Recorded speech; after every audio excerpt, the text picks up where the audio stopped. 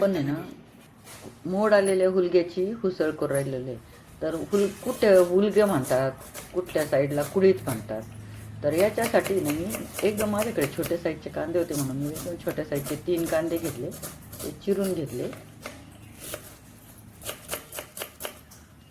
आणि ही ना 4-5 लोकांसाठी पुरते आणि मी थोडीशी जास्त केली कारण भाकरी बरोबर चुरून खाण्यासाठी नाही का.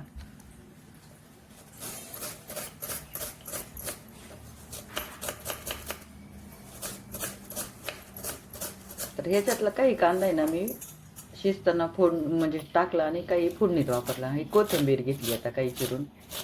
कोथिंबीर पण थोडी जास्तच घ्यायची. त्याला कांदा कोथिंबीर जास्त असली ना म्हणजे ह्यात छान लागते. आता हे ना मी हे हुलगे आहेत ना मोड एक दिवस आहे ना म्हणजे धुवून घेतले, पाण्यात भिजत घातले, सकाळी धुतले, पाण्यात भिजत टाकले आणि संध्याकाळी ना चाळणीत असे ठेवले. मग दुसऱ्या दिवशी निथळून मोड आले त्याला चांगले, किती छान मोड आले पहा. तर 1 वाटी घेतले होते मी मोठा बाऊल मोठा.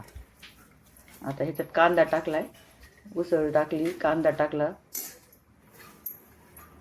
2 कांदे ह्याच्यात टाकले आणि 1 फोडणीला ठेवला. हां, आणि ह्याच्यात आहे ना जवळजवळ 1 तांब्याभर पाणी टाकलं शिजण्यासाठी.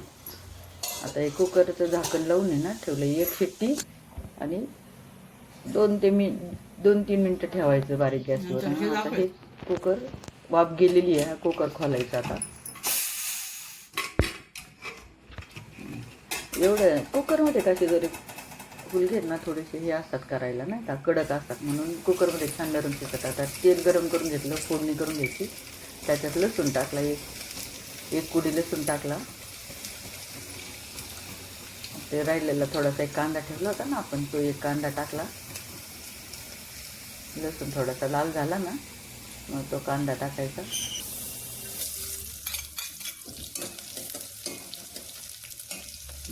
कांदा थोडासा लालसर करायचा, जास्त पण नाही. आणि कोथिंबीर टाकायची. ते चांगलं हलवून परतून घ्यायचं मस्त. फोडणी हे पहा, जितकी फोडणी छान बसत ना तितकी भाजी ते चांगली चवदार होती. फोडणीवर खूप असतं टाइम कुकरमध्ये. एकदम साध्या आणि सोप्या पद्धतीने जितकं करू ना तितकं चवदार होतं. म्हणजे त्या भाज्यांची चव लागते. खूप मसाले पण वापरले ना मग ते मसाले जास्त. आता कूट आणि 1 वाटी शेंगदाण्याचा कूट आहे, 2 चमचे लाल तिखट आहे आणि मीठ आहे. तर राहिलेले हुलगे होते ह्याच्यामध्ये कुकरमध्ये ते टाकून घेतले आणि आता 1 उकळी आणायची.